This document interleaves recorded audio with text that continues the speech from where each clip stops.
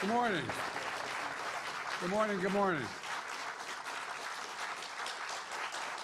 Thank you, please. Thank you. Good to see this cabinet and staff together here. Thank you.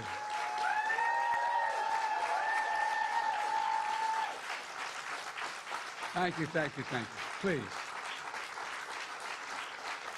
Thank you, thank you, thank you. It's good to see you all, particularly good to see my granddaughter sitting in the front row here. Hi, Finn. How are you, honey?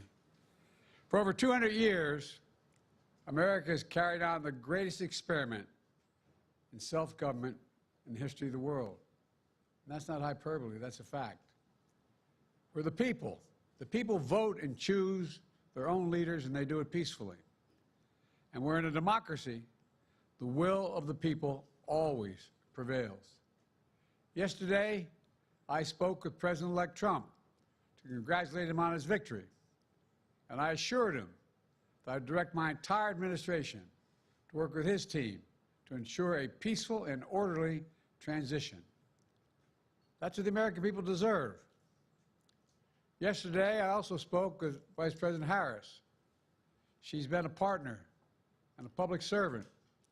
She ran an inspiring campaign, and everyone got to see something that I learned early on to respect so much, her character.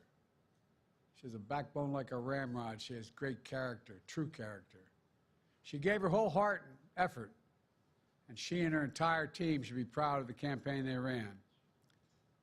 You know, the struggle for the soul of America, since our very founding, has always been an ongoing debate and still vital today. I know for some people, it's a time for victory, to state the obvious.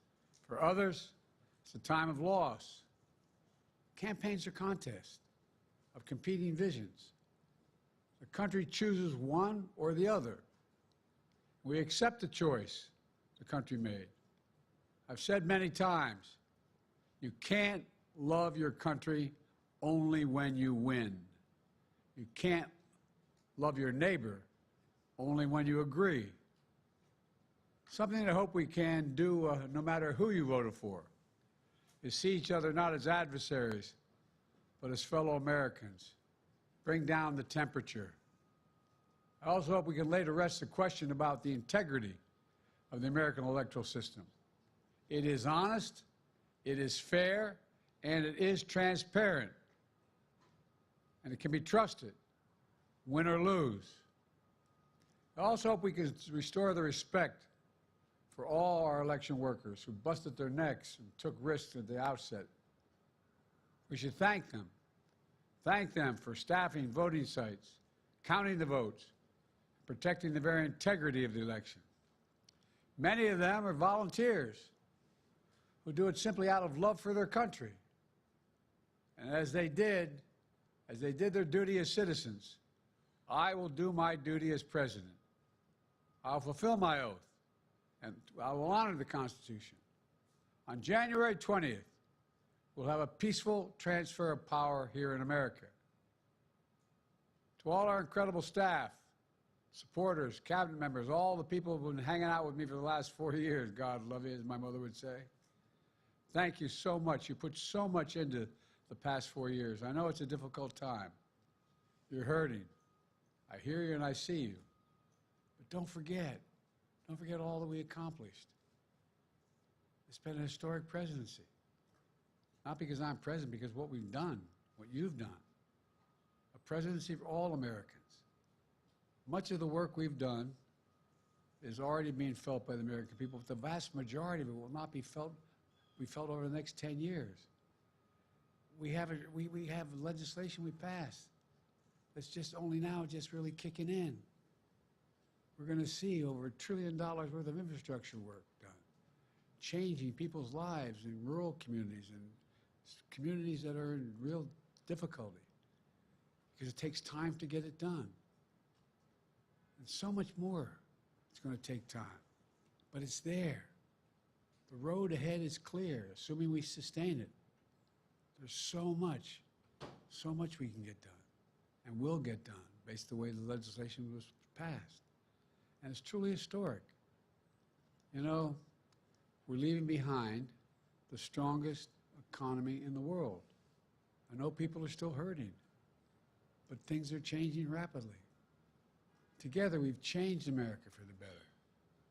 Now we have 74 days to finish the term, our term. Let's make every day count. That's the responsibility we have to the American people. Look, folks, you all know it in your lives. Setbacks are unavoidable, but giving up is unforgivable. Setbacks are unavoidable, but giving up is unforgivable. We all get knocked down, but the measure of our character, as my dad would say, is how quickly we get back up. Remember, a defeat does not mean we are defeated. We lost this battle. The America of your dreams is calling for you to get back up. That's the story of America for over 240 years and counting. It's a story for all of us, not just some of us. The American experiment endures.